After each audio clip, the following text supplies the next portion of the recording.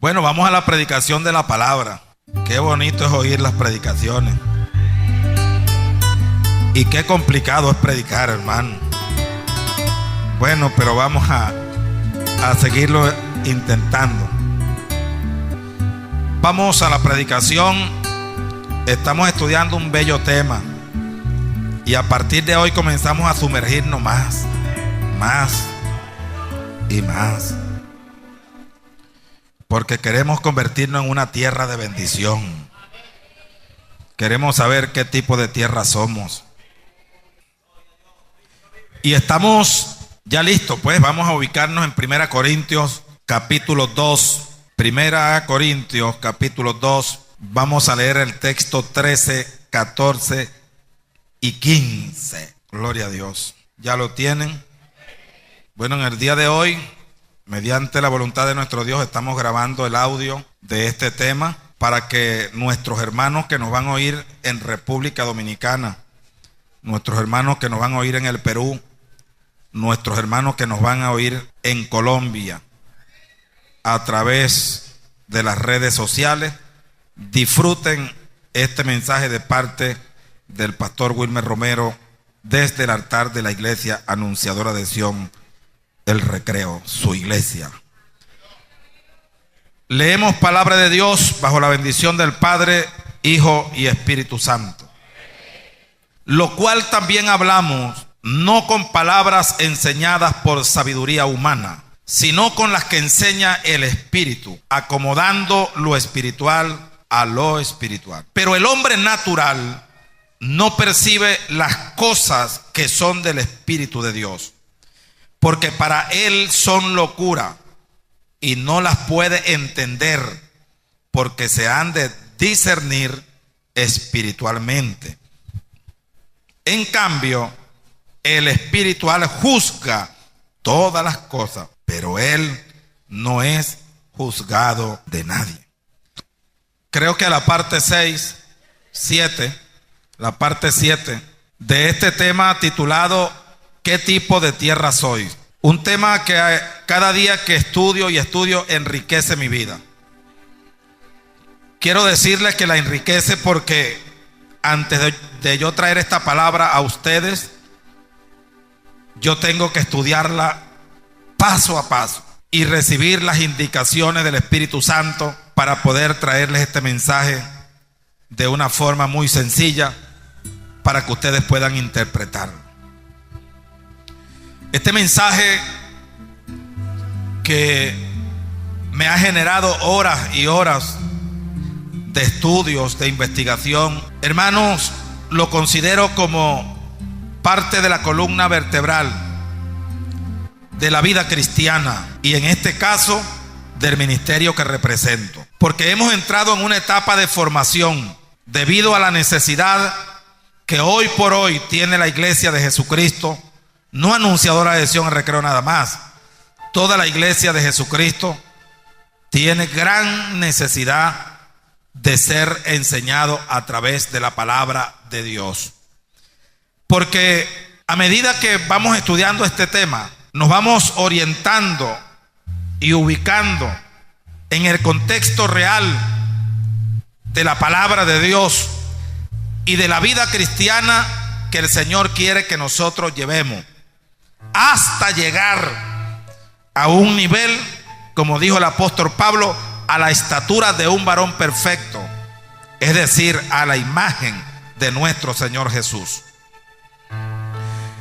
Un mensaje que su introducción de los primeros temas se enfocó más que todo en el área secular, porque también es necesaria conocer la parte secular para que ese proceso de enseñanza, aprendizaje que tratamos de ejecutar aquí en el estudio de la palabra pueda llevarse efectivamente y que todos ustedes puedan captar la idea de Dios narrada a través de la predicación, para que ustedes puedan sustentar no solamente su vida cristiana, sino su fe en Jesucristo, que al fin y al cabo la fe es la que nos va a llevar al cielo algún día, mediante la voluntad de nuestro Dios.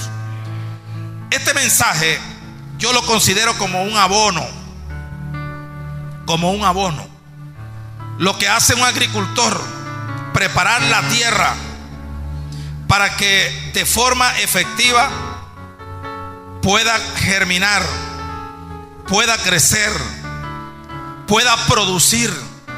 Y la producción de esa tierra es una planta que va a nacer, o plantas que ya nacieron, pero que necesitan que esas plantas produzcan fruto. Como dice la Biblia, frutos dignos de un arrepentimiento verdadero. Y que ese fruto se pueda manifestar también, de acuerdo a lo que dice Gálatas capítulo 5, en los frutos del Espíritu Santo de Dios. Por eso hemos titulado este tema: ¿qué tipo de tierra soy? Hemos ido tocando algunos factores importantes que están inmersos y se necesitan para que haya una mejor y mayor comprensión. He tratado de explicarlo de la forma más básica, más sencilla, que ustedes puedan captar la idea, la intencionalidad de lo que el predicador, en este caso su padre espiritual, quiere enseñarle a ustedes, colocando cada cosa en su lugar, acomodando, como dijo el apóstol Pablo, lo material a lo material, lo espiritual a lo espiritual, porque nosotros sabemos que estamos trabajando con personas, y trabajar con personas es trabajar con seres humanos que tenemos limitaciones, pero que también tenemos grandes capacidades que están en nosotros, que Dios nos las entregó para nosotros cada día seguir aprendiendo, y a medida que aprendemos nos vamos desarrollando como personas, como cristianos, como padre, como madre, como hijo, como trabajador, como trabajadora, entre otras cosas. Tocamos también esa palabra que está en 1 Juan capítulo 2 versículo 20, que dice que nosotros tenemos la unción del Santo, y eso nos faculta para conocer todas las cosas.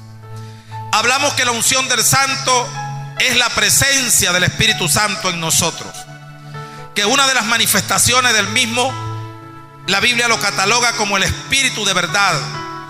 Es el Espíritu de verdad porque nos recordará todo lo que Jesús dijo, y a través de la iluminación ejercida sobre el cristiano puede interpretar las sagradas escrituras. ¿Por qué? Porque también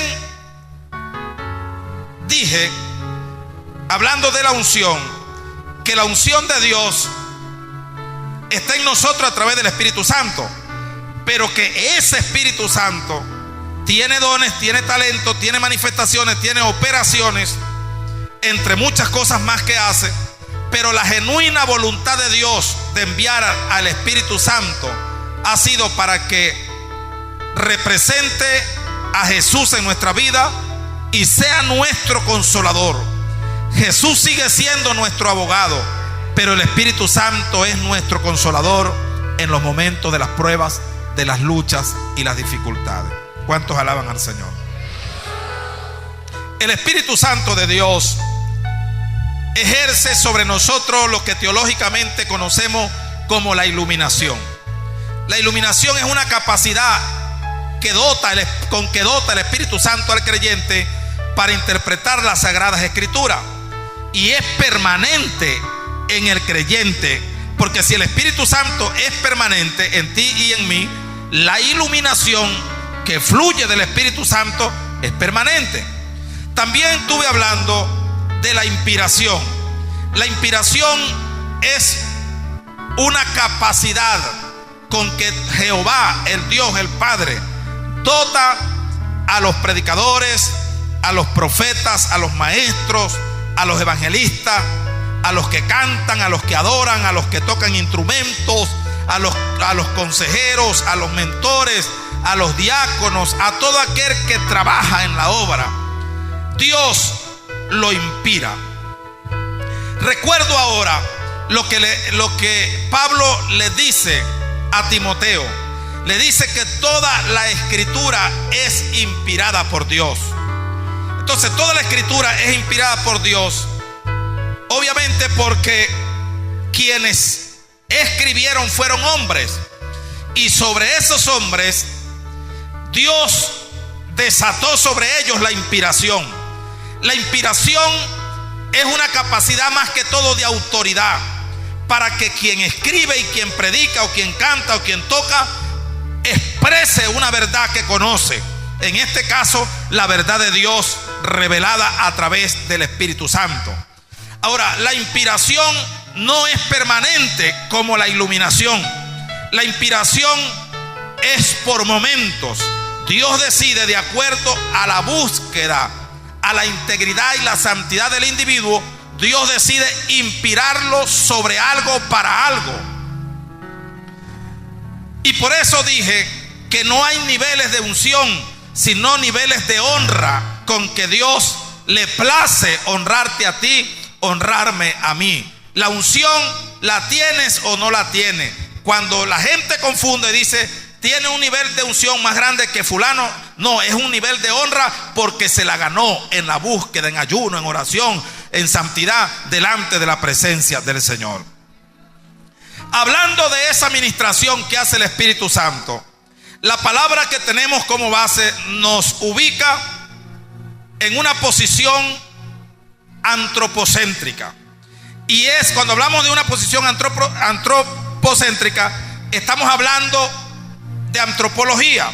La antropología es una teoría, algunos le llaman una ciencia también, que ubica al hombre, estudia al hombre por dentro y por fuera, hace una analogía del hombre, de su interior, de su naturaleza, de su comportamiento y de las capacidades intelectuales y espirituales y morales que tiene el ser humano. ¿Por qué le digo que es antropológica? Sencillamente porque te está hablando de la naturaleza del hombre. Dice, porque el hombre natural, desde el punto de vista teológico, el tema del hombre es parte de la teología, es parte del estudio teológico. Pero cuando vamos a la psicología y estudiamos cada parte importante de cómo poder trabajar, cómo poder dialogar, cómo poder ayudar al ser humano, se necesita conocer algunos aspectos científicos también que arroja la antropología. Ahora bien, usted dirá, pastor, bueno, pero ¿y qué nos importa a nosotros conocer de ciencia y antropología si lo de nosotros es espíritu? No. Recuerde lo que dice el texto base, dice que debemos acomodar lo espiritual con lo espiritual, porque hay cosas que son netamente materiales que tenemos que darle su connotación material, que nos va a ayudar en lo espiritual. Amén.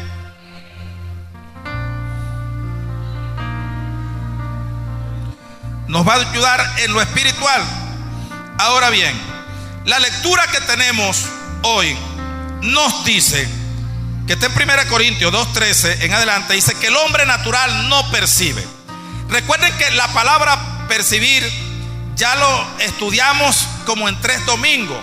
La percepción, hablamos de la percepción, porque cuando hablamos de la parte cognitiva, dijimos que la cognición nos ayuda a captar la información a través de la percepción de los sentidos corporales que Dios nos los dio, nos dotó de ellos. Percibimos.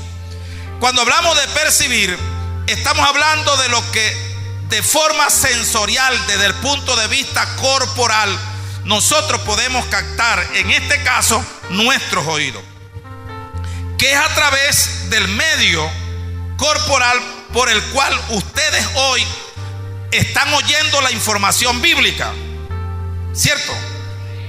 Ustedes me están observando, pero usted no oye con los ojos. Usted necesita activar el sentido del oído.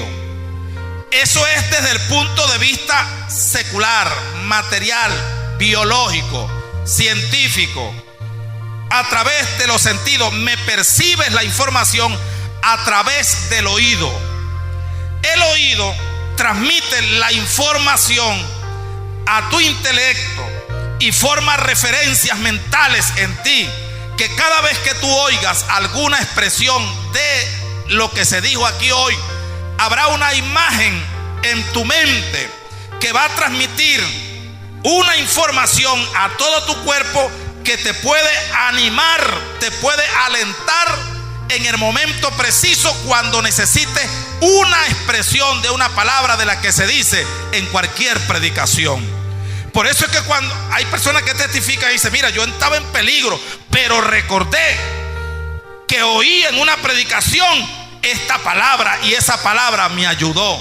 Eso se llama una referencia, en este caso espiritual, pegada a tu espíritu, que en el momento que la necesita, el Espíritu Santo, que es el Espíritu de verdad y que está para recordar, te trae esa palabra a tu mente asociada específicamente con la necesidad que tiene para ese momento. Fíjense cómo trabaja este asunto. Esto no es sencillamente espiritual, porque de repente una persona que no oiga puede verme, y como aquí todavía no tenemos a los intérpretes de señas para activar el sentido de la vista, nos hace falta eso, que es necesario, porque esta es una iglesia que está en proceso de crecimiento, y va a haber aquí mucha gente con alguna diversidad funcional que vamos a necesitar eso para activar ese otro sentido. Ahora bien, ese es el punto de vista netamente humano, pero ese sentido humano activa un sentido oído espiritual. Ahora, el primero que está oyendo hoy aquí es el hombre natural, es el Wilmer Romero humano, es el Wilmer Romero natural, aquel que cuando lo van a inyectar se pone pendiente porque duele, aquel que le da hambre, aquel que le da calor, aquel que necesita tener amigos, aquel que necesita una palabra en algún momento. Eres tú, soy yo, el humano, el hombre, el natural. Eso lo enfoca o lo enfoco antropológicamente. Ahora, pero aquí la palabra nos presenta tres tipos de hombres. Escúchalo bien, tres tipos de hombres. Y el primer hombre que proyecta la palabra aquí es el hombre natural, el hombre humano. ¿Cuántos humanos hay aquí? Todos somos humanos. Todos, desde el punto de vista de la creación originaria y el punto de vista antropológico, somos seres humanos. Y por eso hay sentimientos que nos hacen reír. Por eso hay sentimientos que nos hacen llorar. Por eso hay sentimientos que nos llevan a la preocupación. Por eso hay situaciones que nos defendemos. Por eso hay situaciones que el que no se vela termina agrediendo a otro a través de la venganza, cosa que es negativa. Pero por ser humano, muchas veces el humano actúa naturalmente. Y yo creo que uno de los graves problemas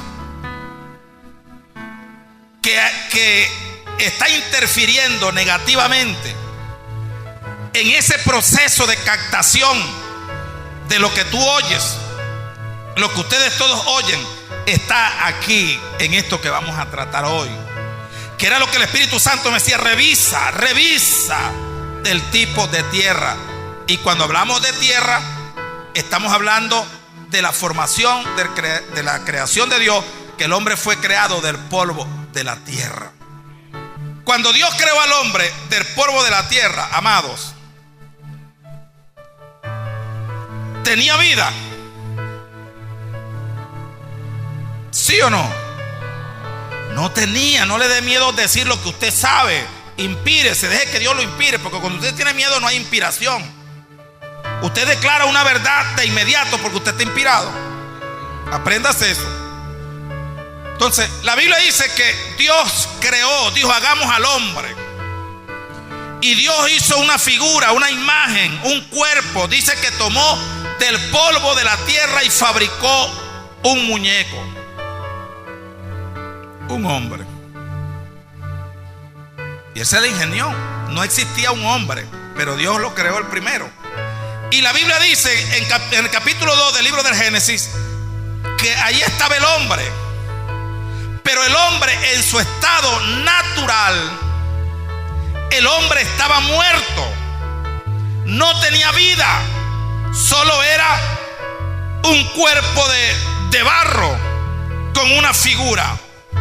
Y para que tuviese vida, ¿qué tuvo que hacer Jehová? Tuvo que soplarlo. La Biblia dice en Génesis 2:7: y Jehová sopló en la nariz del hombre aliento, que aliento significa vida, y el hombre fue un ser viviente. Ahora, eso debe manejarlo la iglesia con mucha claridad, porque usted sabe que hay una teoría rancia de hace muchos años de Charles Darwin, que dice que la teoría de la evolución, que nosotros venimos del mono, el chimpancé, y después nos fuimos perfeccionando hasta convertirnos los monos hermosos. Y no es así. Eso se refuta con la palabra de Dios, hablando y conociendo de la creación original. Ahora, cuando Dios forma al hombre y le sopla aliento de vida, la Biblia dice que el hombre fue un ser viviente, con vida. El hombre se hace tripartito porque posee el cuerpo, el alma y el espíritu. Nosotros estamos compuestos de dos elementos inmateriales y un elemento material. El elemento material es el cuerpo, el caparazón, porque fue hecho del polvo de la tierra. Y los dos elementos inmateriales, estamos hablando del espíritu y el alma. El alma surge producto del balance entre el espíritu y el cuerpo. Surge ese tercer elemento llamado alma. Por eso sí, espíritu, cuerpo y alma. Ahora bien, para continuar con esta idea, fíjese que la Biblia enseña que en la creación original Dios dice: hagamos el hombre según nuestra imagen y a nuestra semejanza. Para llegar allí, quisiera, para que ustedes se ubiquen un poquito más en el tema, en este preámbulo, definirlo como lo define Pablo a los Corintios. Y habla el apóstol Pablo de unas características del hombre natural. Ahora bien, ¿qué sucedió? ¿Qué sucedió con el principio original? ¿Qué sucedió entonces? ¿Por qué Pablo se consigue con esta iglesia, una iglesia evangélica, donde se movían todos los dones del Espíritu Santo?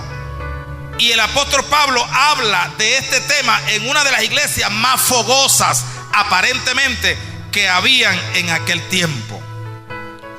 Seguramente porque Pablo observó lo que el pastor Wilmer Romero observa como otros ministros por donde quiera que va, y nos arroja una preocupación que no se justifica, que si una persona ya tiene varios tiempos sirviéndole a Cristo, conserve todavía el nivel que cuando empezó.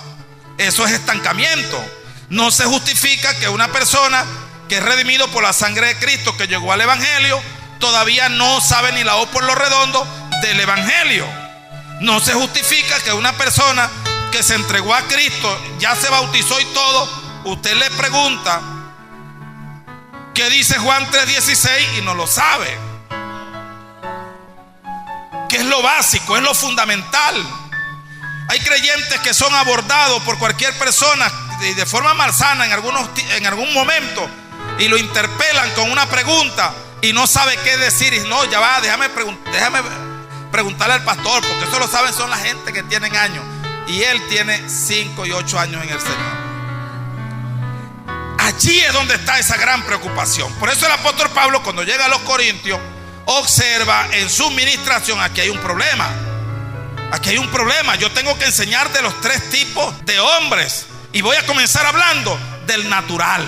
Entonces el apóstol Pablo le hace una introducción para hablar de esto y le dice: bueno, yo cuando llegué aquí, yo no llegué a ustedes con palabras enseñadas de enseñanzas humanas. Yo llegué bajo el poder del Espíritu. Les hablé a ustedes del Espíritu, pero que cada vez que yo les hablo algo a ustedes se quedan viendo el techo como que no captan. Entonces aquí está pasando algo. Vamos a revisar. Entonces voy a hacer una retrospectiva en el tema y les voy a comenzar a hablar desde su origen para ubicarlos en el contexto real donde yo quiero llegar. Como estoy hablando de Pablo, donde yo quiero llegar, y por eso voy a escribir esta carta, para decir que el hombre natural es distinto a lo espiritual, pero existe un tercer hombre que es el hombre carnal. Dirá usted: pero es lo mismo, pastor, natural y carnal. No es lo mismo, se lo voy a explicar. Ahora bien, cuando Dios sopla en la nariz del hombre, el hombre se incorpora, el corazón se activa, hay sangre en el cuerpo, los tejidos y todo aquel sistema del cuerpo humano se activa a la perfección. No hubo falla, porque dice la Biblia que Dios observó y vio que todo estaba perfecto, todo estaba bien.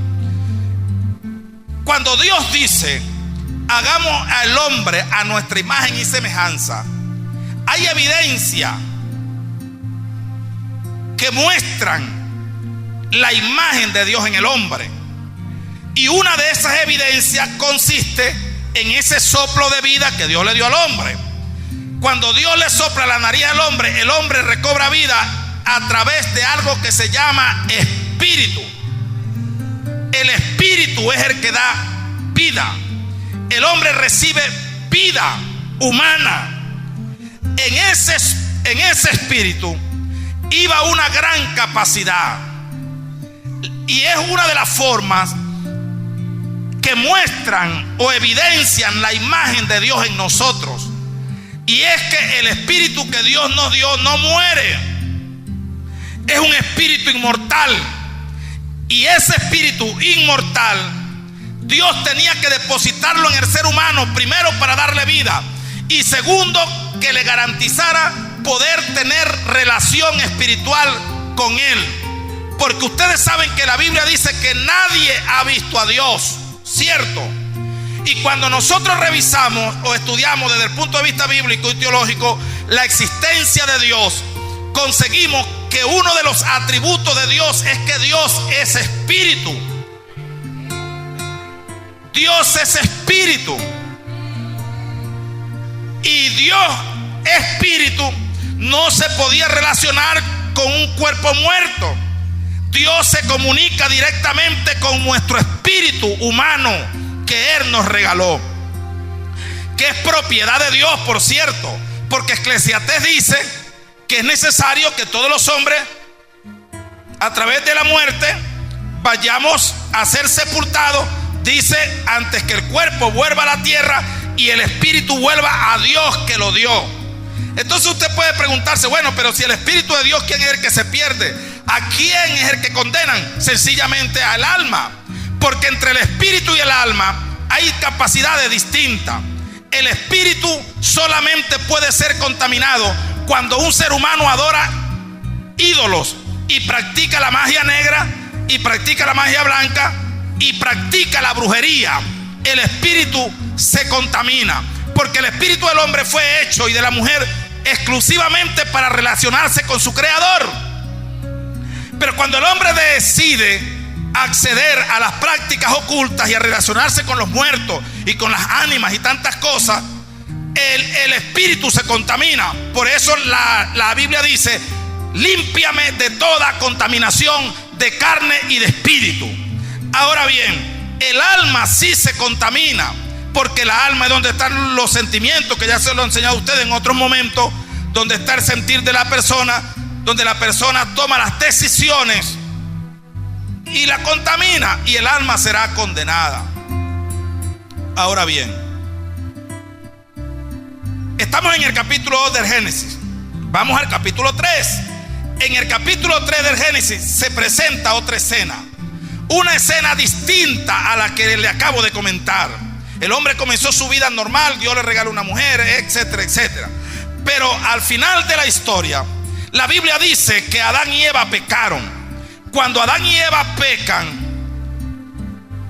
había una advertencia que Dios se la dio cuando les entregó el huerto, y le dijo que el día que comieran del árbol de la ciencia del bien y del mal, de cierto moriréis. Ahora, Eva comió de aquel árbol, de la fruta prohibida, Adán también, pero ellos siguieron viviendo. Ninguno se murió visiblemente, corporalmente, pero espiritualmente hubo un adormecimiento espiritual.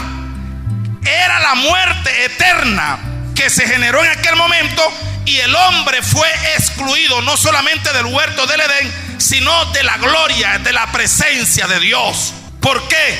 Porque lo que le permitía tener esa comunión, esa relación con Dios, se cortó. Porque el significado de la palabra muerte significa separación, y fue lo que sucedió cuando el hombre peca. El espíritu que Dios le había dado se adormece, y el hombre es un alma viviente. Pasaron los tiempos, hubo la necesidad de relacionarse con Dios a través de sacrificios de animales, de palominos, machos, cabríos, y derramar sangre como señal profética de la redención a través de los tiempos, en la dispensación de la gracia a través de Jesucristo, el Cordero inmolado.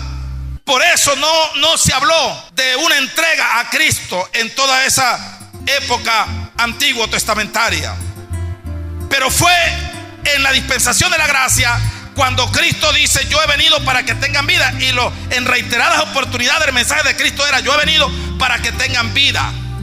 Se lo recalca a la mujer de Samaria y lo publica a toda Judea y a toda Jerusalén. La gente se preguntaba: bueno, pero ¿y cuál es la vida que este hombre predica? Este hombre habla de una vida abundante, este hombre habla de que para que tengamos vida, pero estamos vivos.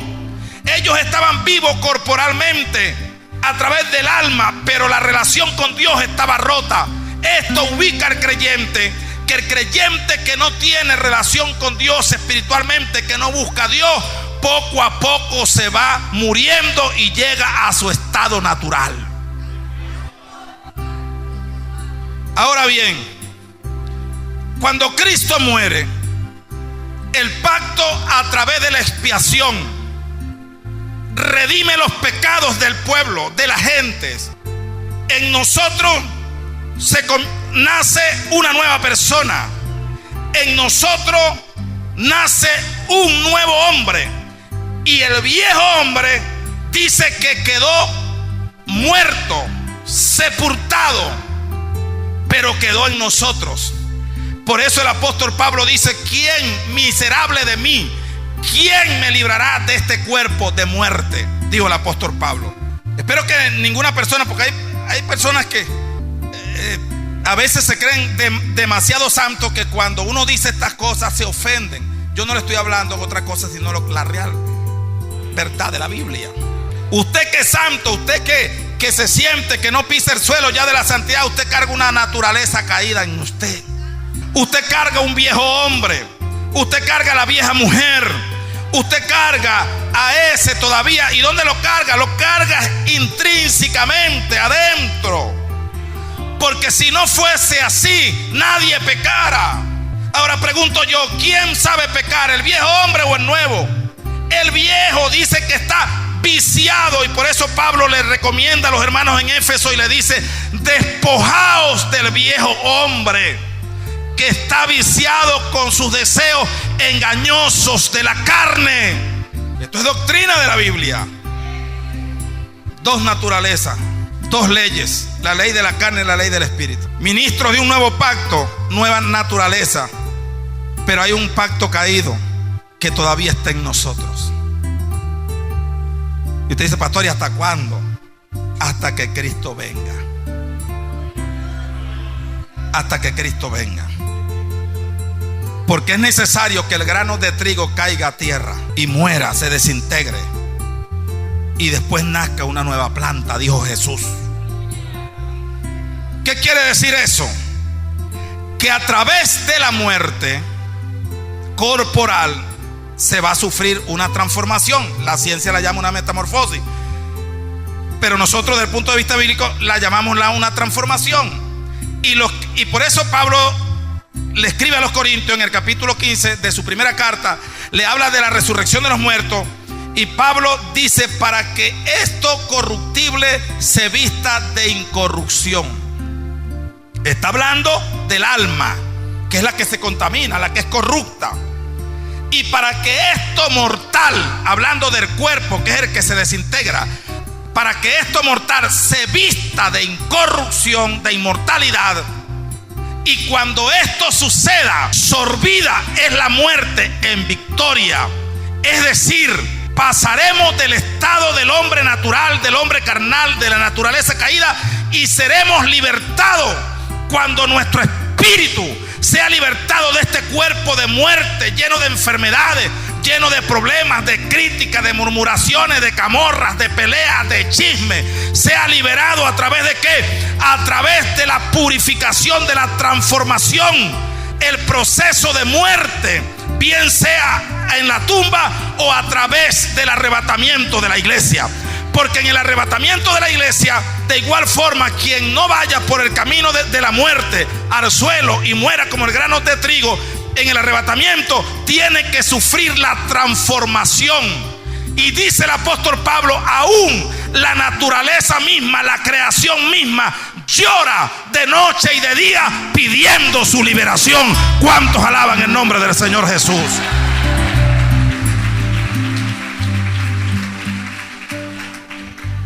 Esa es la naturaleza, pero pregúntenle a un ser humano si llora para que lo liberen.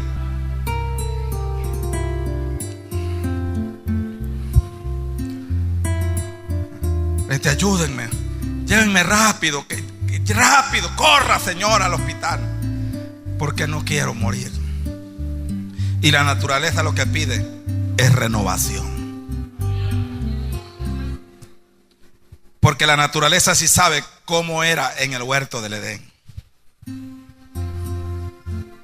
Hasta que el creyente no aprende a distinguir cuál es su ciudadanía y cuál es su identidad, jamás podrá sentir el deseo de ser liberado. Jamás. Yo creo que el apóstol Pablo sí lo entendió, porque en Filipenses el apóstol Pablo dice: de ambas cosas estoy en estrecho. Yo deseo partir y estar presente ante el Señor, pero la iglesia me necesita, me están pidiendo en oración. Parece que Pablo quería irse y la iglesia lo pedía. Y el apóstol, ahí fue donde Pablo dijo: porque para mí el vivir es Cristo y el morir me es ganancia. Qué hombre tan terrible, ¿no? Porque este estaba en el espíritu, no estaba en su estado natural.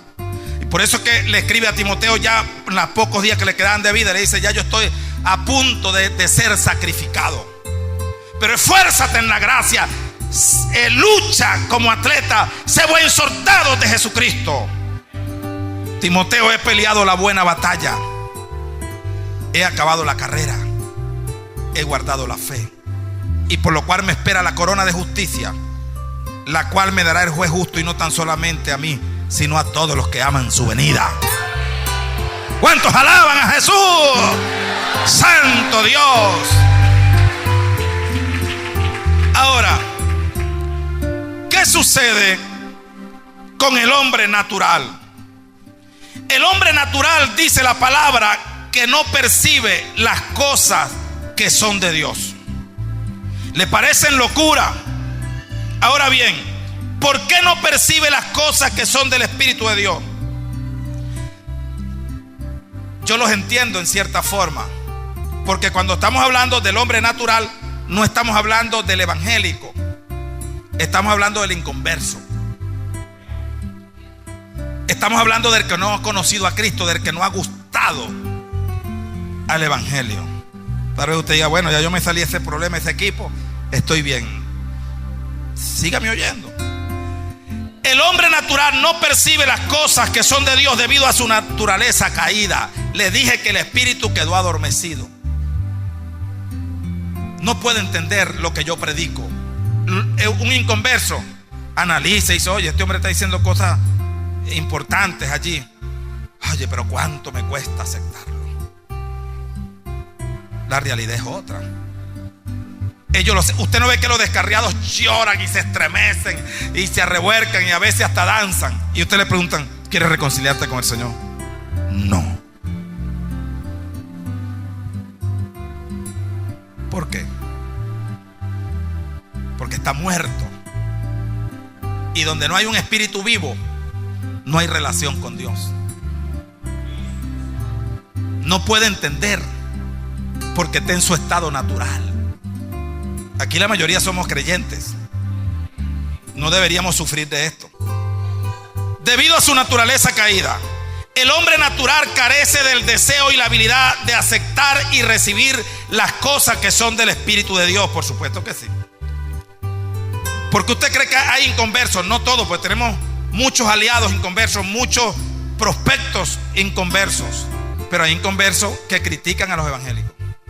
Ay, mire, esa gente desordenado, mira cómo estaban hace poco ahí danzando y esas mechas alborotadas, qué ridículo, ay, qué cosa tan fea, qué facha, qué feo se ve eso. Esa hermana con la rodilla un chivo ahí oscura, ya de tanto rodilla, ¿qué es eso? Ellos no entienden. Y ahí es donde comienza la gran batalla entre los hijos de la luz y los hijos de las tinieblas. Por eso es que hay mujeres que se arrepienten y otras que quieren arrepentirse y dicen: ay, yo quisiera arrepentirme, pero yo quisiera que primero el viejo se arrepienta. Porque es que si yo sé que si él se arrepiente, todo va a funcionar, yo también. Porque saben que el viejo es medio malo, rebelde, incrédulo.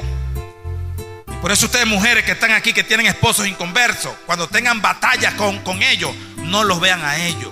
Hay una realidad detrás de ellos, que ellos no son evangélicos y jamás van a creer en Dios como tú crees. Jamás, cuando te vean salir con tu velo y tu Biblia, ay, ahora la mujer mía parece loca, ahora que con un trapo en la cabeza y ahora con una Biblia, ahora sí es verdad, Dios mío, Padre. ¿Qué es esto? Ellos no entienden. No te perturbes por eso. Ellos no van a entender cuando usted dice: esta es la ofrenda que llevo al culto. Ellos no van a entender eso. Y por eso que el creyente, el hombre y la mujer de Dios que vive en medio de inconversos, tiene que ser prudente. Tiene que ser prudente y no ventilar todas las cosas. De repente usted viene a un culto como este, o viene a una reunión de iglesia donde se hablan cosas privadas importantes del reino, y usted sale que va a hacer una gran cosa y lo va a decir en la casa. El inconverso no entiende eso porque él no tiene a Dios. El espíritu está muerto, no tiene relación con Dios, no comulga con las cosas de Dios, solamente por cortesía las respeta. Hay esposos de hermanas aquí que son grandes amigos míos, y a veces ellos me invitan: pastor, venga a tomarse un jugo conmigo y broma. Entonces yo voy y todo, y bien chévere, y ya van encaminados. Pero a ellos les falta algo después del jugo, después de la comida. A veces me regalan un topocho, a veces me regalan cualquier cosa. Y el pastor, lleve, qué bendición de tenerlo, que usted haya venido aquí. Pero cuando el chico, y le pongo la mano en el hombro: ¿y cuándo te vas a entregar, Señor?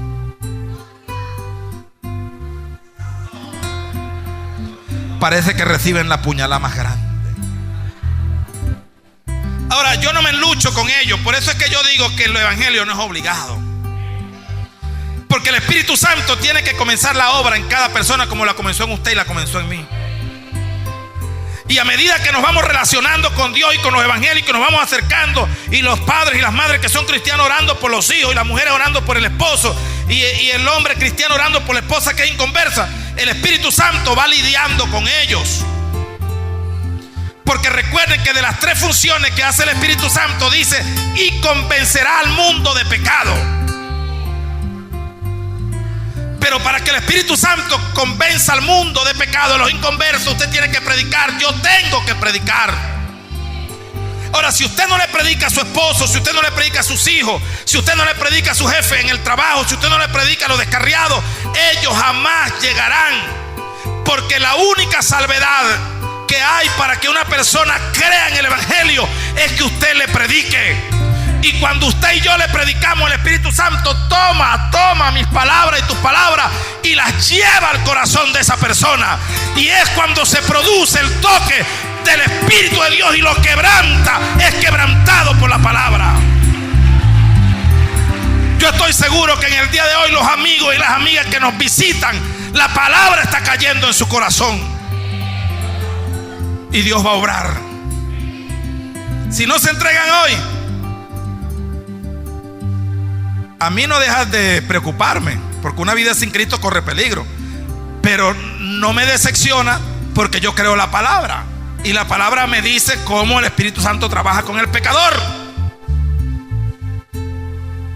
Hay gente que dice, ya yo estoy que no le predico más a ese hombre, a ese demonio que me tiene obstinado, que eso, mire, eso cada vez que llega es una cantaleta, ese no le predico más, que se lo lleve el diablo. No, hermano, no cometa ese error. Cada vez que te diga vieja loca, dile, Cristo te ama y yo también.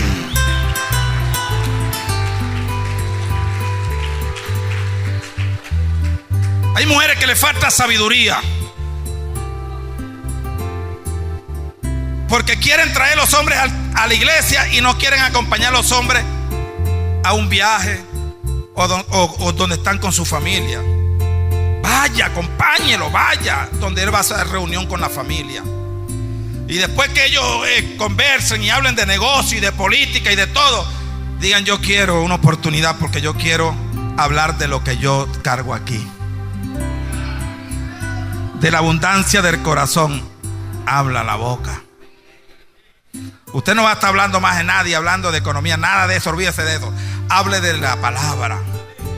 Yo quiero decirles que Cristo les ama. Yo quiero decirles que hay un propósito de Dios con ustedes. Yo quiero decirles que estamos orando. En la iglesia donde yo me congrego, estamos orando por ustedes, para que también conozcan al que yo conocí un día, que me cambió la vida. Usted está echando el pan sobre las aguas y después de muchos días lo vas a recoger, dice la Biblia. Entonces hay que crear esa conciencia, amado. El inconverso, la Biblia dice que no percibe, que no capta, no acepta recibir las cosas que son del Espíritu de Dios. Yo recuerdo cuando yo estaba niño, que me entregué al Señor. Yo casi nunca he danzado, pero mis compañeros de clase yo los invitaba a la campaña y ellos se acercaban y salían esas hermanas danzando, mire eso, y ellos se espantaban y se paraban lejos. Y ese otro día en la escuela me preguntaban, mira, ¿y qué pachanga era la que tenían esas hermanas anoche? ¿Por qué hacían así? ¿Qué pachanga era esa? Mira, chicos, eso no es una pachanga. Esa es una manifestación del Espíritu de Dios. Y ahorita tú no la vas a entender, porque tú no conoces a Dios. Pero cuando tú conozcas al que yo conozco, vivirás, vas a querer vivir bajo los efectos de esa manifestación del Espíritu Santo. Yo no le decía, mira, tú eres endemoniado, criticón. No, ellos no saben. Ellos hay que explicarle. Dice, seguía el hombre natural, no percibe las cosas que son de Dios, porque seguía solo por sus sentimientos, por su deseo, su mentalidad. Cree que puede valerse por sí mismo y siente que no necesita de nadie, y mucho menos de un Dios que ni siquiera puede ver. Está muerto a la dirección divina y camina por la vida guiándose solo con su sentido. Su conciencia generalmente se encuentra endurecida, siempre buscando la manera de justificar sus acciones. En eso vive el inconverso. Y usted le habla y sale por aquí, y usted le habla por aquí y sale por allá, y acomoda las cosas. No, que tú sabes que esto, y mira, ¿y por qué no te has entregado a Cristo? Porque todavía no me ha llamado. ¿Cómo? Todavía no me ha llamado. ¿Y qué espera? Bueno, yo quiero sentir el llamado. Pero es que cuando uno lo llama, uno no siente, uno oye. Y hay que activar el sentido del oído para oír. Y ellos quieren que los toquen, que lo estremezcan, que les muestren un milagro, que le hagan una proeza para creer en el evangelio. Bueno, pero llegará el tiempo en Venezuela que el que no crea por las predicaciones, creerá por las señales. Número 2, la característica del hombre natural dice que las cosas de Dios para él son de loco. Cuando el hombre natural se le presentan las cosas espirituales, las subestima como si fueran tonterías. Usted no ve que hay gente que oyen hablar del infierno y dicen: el infierno es aquí mismo, chico. Aquí quien la debe la paga aquí mismo. Ellos no creen en eso, pero el infierno existe. Usted les habla del cielo, dicen: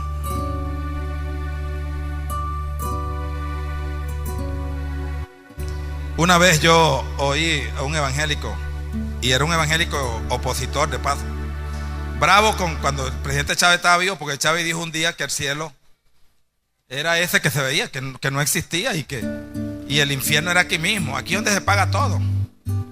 Yo le dije: pero ¿por qué tú te pones bravo con el presidente? El presidente confesó, ¿es evangélico? No, por eso no entiende. El hecho de que una persona tenga un alto cargo y tenga mucho conocimiento en la administración no quiere decir que conoce las cosas del reino. No las conoce, las desconoce. Entonces los creyentes los amarga el diablo por esa vía. Usted le habla a una persona del servicio a Dios, que uno tiene que servirle a Dios y todo, que tiene que ir a la iglesia a congregarse. No es que no es importante ir a tantos cultos, dice. Todo el tiempo con ese culto, todo el tiempo que el pastor, todo el tiempo que me llamaron. Está la gran batalla de los hogares, de las parejas, cuando son yugos desiguales, porque uno le sirve a Dios y el otro no le sirve. Dígame, cuando esa manera de uno adorar a Dios, y hay gente que se vuelven loco adorando, y de repente se les mallan las rodillas y caen al suelo. Ay, hermano. Yo recuerdo que una vez estábamos fundando la primera iglesia en Viruaca. Era tiempo del mes de entradas de agua, ya para junio, y fueron 3 homosexuales a la campaña. Y todas las noches ahí con sus malicias, pero no dejaban de ir a la campaña. Era sus bromas, pero ellos iban. Bueno, y todo el mundo se desenfocaba de la actividad para estar pendiente de la gente. Y un viernes en la noche nos metimos en ayuno desde la mañana, y nos fuimos para el terreno de campaña en ayuno con más de 9 horas de oración de rodillas. Y cayó una gloria esa noche, y un aguacero también cayó temprano, que en esa calle donde estaba la tarima habían unos pozos en el Granzón que estaban llenos de un barro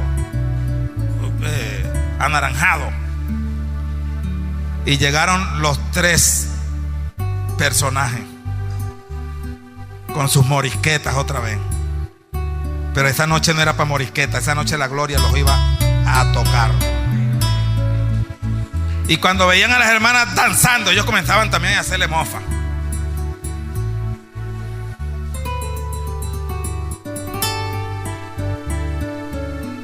Hermanos, ya ha caído papá, pero con fuerza.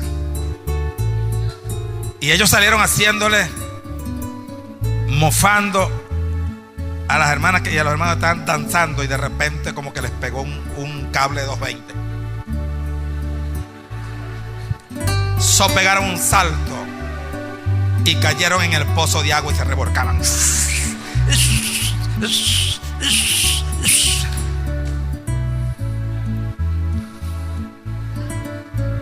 Y al rato salieron los 3 y se agarraba uno con el otro, y porque uno, como que habían 2 como que estaban graves, que no estaban débiles, y el que estaba medio fortalecido era el que quedaba de pie, los otros pero resbalaban con el barro, y caían los 3 otra vez al pozo de agua. Ya estuvieron. Y le preguntamos: ¿vas a recibir al Señor? Y uno decía, el que tenía un fuercita, decía: pero es que nosotros somos muy malos. Y volvían a caer y te vas a entregar a Cristo. Pero es que nosotros hemos hecho muchas cosas malas, decían. Póngale la mano otra vez. ¡Pum! Al suelo. Se paraban y no querían poner la mano para el barro otra vez.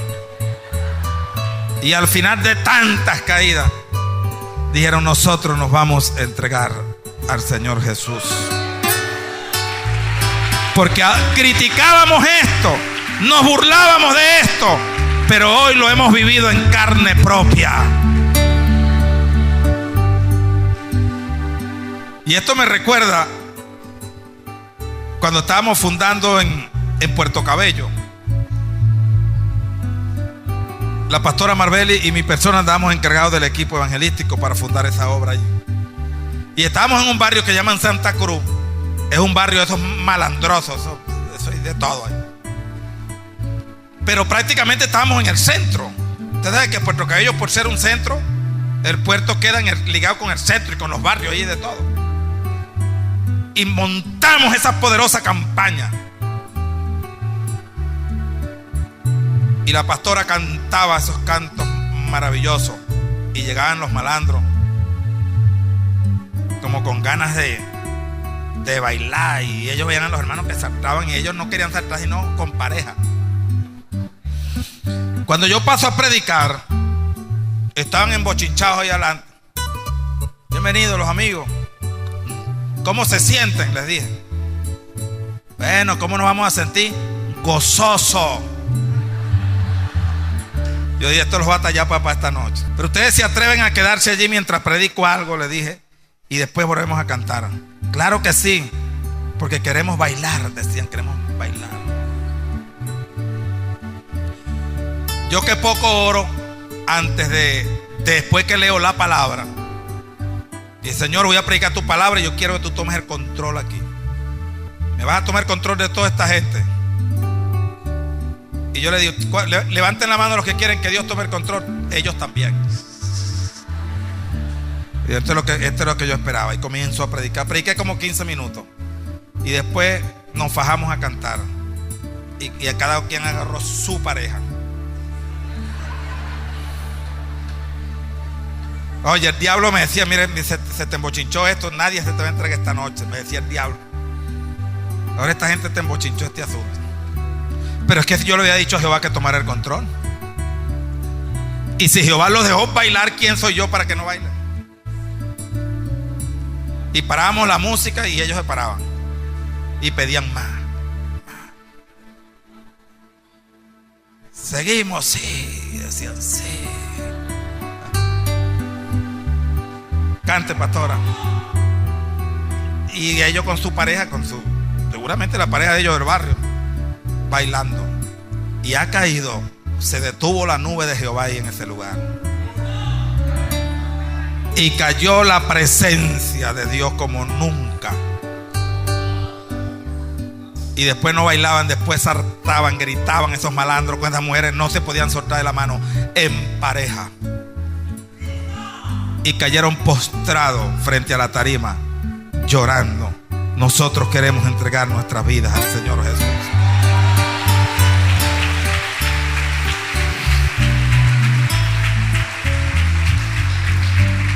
Pero tal vez si yo los mando que se sujeten, los corro, no me los gano. Yo aprendí eso una vez que yo era ujier en una campaña. Estábamos fundando en el año 87 en Maracay. Y dormíamos debajo de la tarima cuidando el sonido. Y la tarima que teníamos es así como la de nosotros, un poco más grande y con mecates alrededor. Y dejábamos todo eso ahí. Y en la noche escuchamos una gente caminando arriba de la tarima. Caminando. Y saltaban. ¿Y qué es esto? Pero además de eso escuchamos como golpes. Pup, pup, pup, por las costillas, por todas las... Nos asomamos. Y habían como 6 tipos con unos guantes boxeando arriba de la tarima. Hermanos, son cosas que solamente en la calle y en esos pueblos se ven. Pero Dios las permite por algo. Porque ya íbamos para 21 días de campaña y no se había entregado nadie. Fue la campaña más larga que yo he visto en mi vida, de 1 mes y pico. Pues estamos en una zona donde habían puros tipos de la aviación, que no sé qué, llegaban con sus uniformotes en la tarde. No nos paraba nadie. Hermano, pero todos los días nos parábamos a las 3 de la mañana y hasta las 9 orando sin desayuno. Ayuno todos los días y entregamos después del culto con un atón, mazamorra de harina de trigo, sin azúcar, sin leche.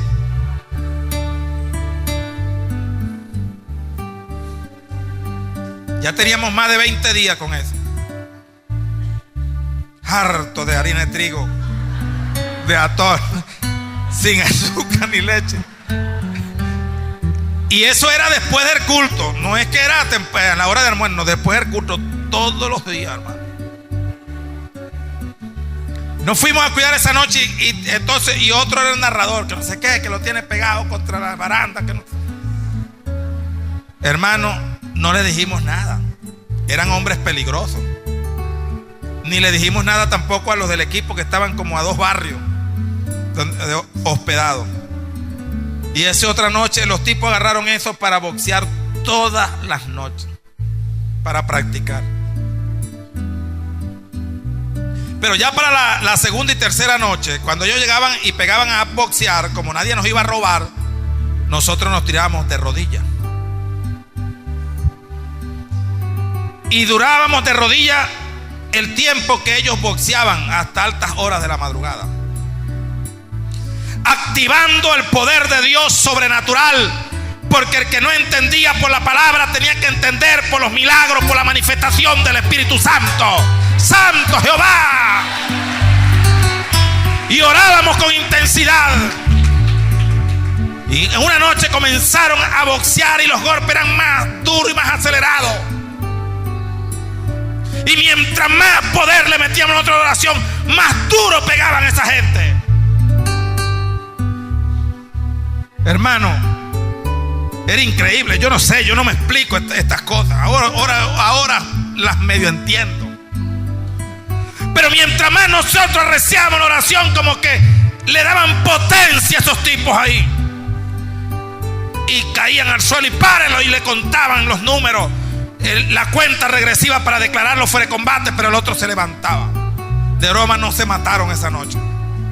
Se partieron, se esquebrajaron. Pero como eran amigos, uno ayudó a su compañero y se fueron. Esa otra noche de campaña, vemos que los tipos llegaron temprano, pero llegaron sin guante. Estaban muy golpeados. Entre ellos mismos se maltrataron muy duro, sin los guantes, a buscar la oración por sanidad.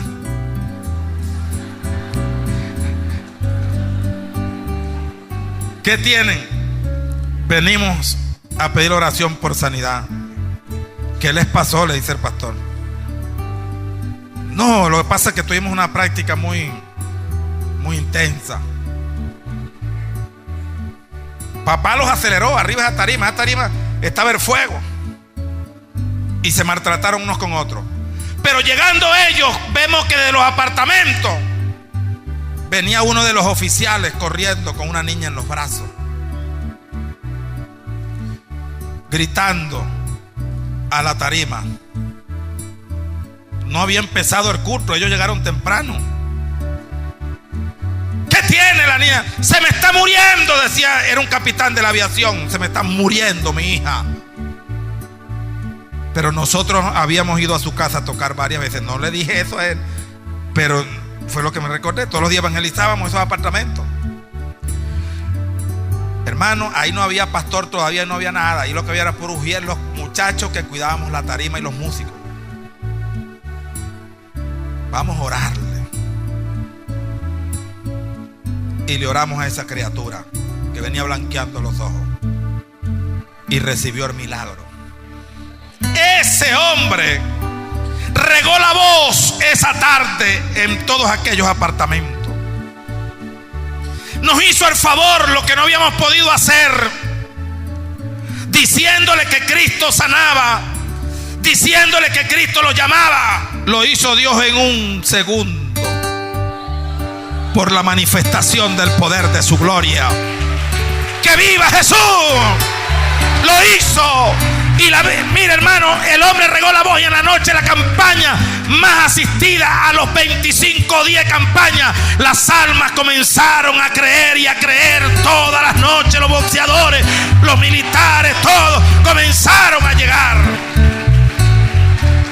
Porque nuestra lucha no es contra carne ni sangre, no es contra ellos que están en su estado natural. Ellos necesitan algo más de palabra, porque para ellos lo que nosotros decimos es de loco. Colóquese de pie. Son locuras, no las pueden entender. Dele gracias a Dios, porque Él le ha permitido que el evangelio se te sea revelado. Shamakanda Yamasohala. Alabado sea tu nombre. Gracias, Espíritu Santo de Dios.